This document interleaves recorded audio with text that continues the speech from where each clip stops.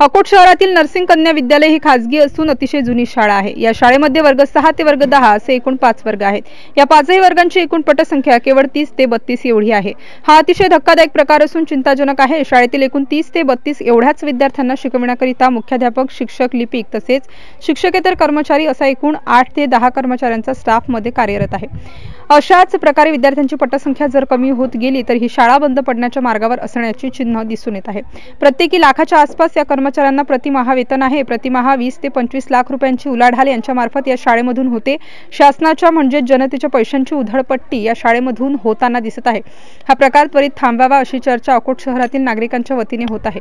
या अतिशय धक्कादायक प्रकाराकडे व चिंताजनक विषयाकडे जिल्हाधिकारी तथा शिक्षणाधिकारी अकोला, माध्यमिक जिल्हा परिषद अकोला यांनी अतिशय गंभीरपणे दखल घेऊन योग्य ती कारवाई करून शिक्षकांचे समायोजन करण्यात यावे असे अकोट शहरातील नागरिकांमधून बोलले जात आहे। MCN न्यूज मराठी करिता विशाल आगरे, अकोट शहर प्रतिनिधी।